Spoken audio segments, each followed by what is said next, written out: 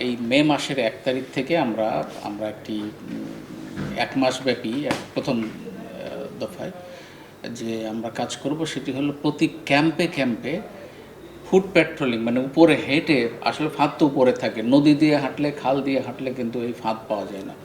আমাদের স্টাফদেরকে আমরা সেইভাবে গাইড করছি, তারা হেঁটে হেঁটে সারিবদ্ধভাবে পাশাপাশি হেঁটে জঙ্গলের এক ধার থেকে শুরু করে আর এক ধারে যাচ্ছে, এবং সেটি কিন্তু প্রচুর ফাঁদ পাচ্ছে। আমরা কিন্তু ফাঁদ এরকম আসলে ব্যাপকতা হয়েছে যে আমরা 6 বস্তা ফাঁদ, 1 কিলোমিটার ফাঁদ, হাফ কিলোমিটার লম্বা ফাঁদ, এরকম 500 মিটার 300 মিটার ফাঁদ আমরা অহরহই পাচ্ছি, এবং আমাদের স্টাফরাই কিন্তু তুলছে। ফাঁদের মধ্যে আটকে থাকা হরিণও আমরা পেয়েছি। অর্থাৎ ফাঁদের ব্যবহার প্রচুর হয়। আমাদের আমাদের মতো এলিট শ্রেণীই কিন্তু খাচ্ছে, যার ফলে এটা না হলে তো খাওয়ার লোক না হলে তো এটা ধরার কথা না।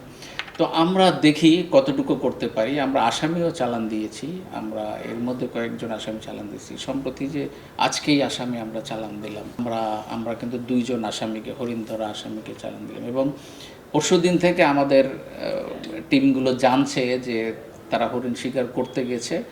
তাদেরকে ধরার জন্য চেষ্টা করে সব দিক থেকে খালগুলো আটকে রাখা হয়েছে, তারা যেতে পারছে না। তো ফাইনালি কালকে আমরা তাকে ধরতে পেরেছি, এবং দেখা গেছে মাংসগুলো নষ্ট হয়ে গেছে, ফেলে দিয়েছে। মাথাটাও ছিল, মাথার চামড়া পছন্দ, 2টা মাথা সহ চামড়া সহ 2টা আমরা পেয়েছি, আমাদের টিম পেয়েছি, এবং তাদেরকে আমরা সোপর্দ করেছি কোর্টে।